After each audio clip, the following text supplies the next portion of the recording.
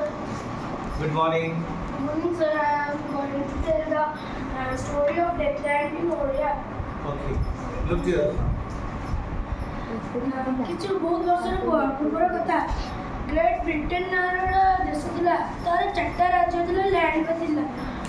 ଚାରିଟା ନାଁ ଥିଲା ଡେକ୍ଲାଣ୍ଡ, ଆୟାରଲ୍ୟାଣ୍ଡ, ସ୍କଟଲ୍ୟାଣ୍ଡ ଆଣ୍ଡ ଇଂଲଣ୍ଡ।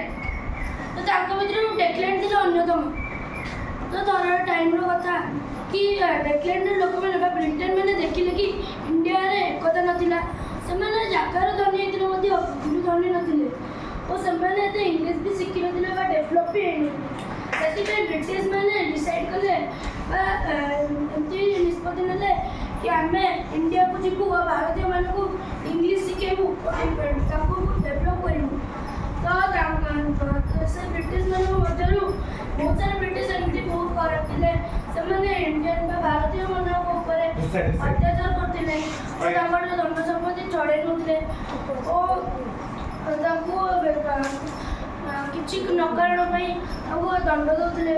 ତ ସେଥିପାଇଁ ଭାରତୀୟମାନେ ରାଗି ଯାଇ ତାଙ୍କ ପ୍ରଭୁ ଶ୍ରୀ ରାମକୁ କମ୍ପ୍ଲେନ୍ ବା ପ୍ରାର୍ଥନା କରିଥିଲେ ଓ ପ୍ରଭୁ ଶ୍ରୀରାମ ରାଗିକି ତାଙ୍କ ଆସିଥିବା ଭକ୍ତ ହନୁମାନଙ୍କୁ ପଠାଇଥିଲେ।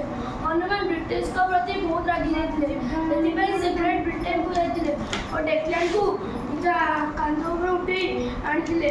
ସେ ଚାହୁଁଥିଲେ କି ଡେକ୍ଲାଣ୍ଡକୁ ଇଣ୍ଡିଆନ୍ ଓସେନ୍ରେ ଫୋପାଡ଼ି ଦିଅନ୍ତେ, ବଟ୍ ସେ ଆଇଲା ବେଳେ କଟକ ନିଅରେ ଯେଉଁ ମହାନଦୀ ଅଛି ତାଙ୍କୁ ସେଠି ଶୋଷ କଲା ଓ ସେ ସେଠି ରହିଥିଲେ ପାଣି ପିଇବା ପାଇଁ।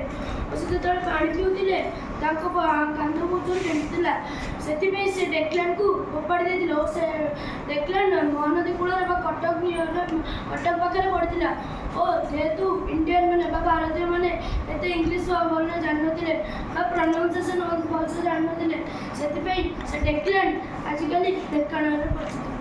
Very good. Thank you.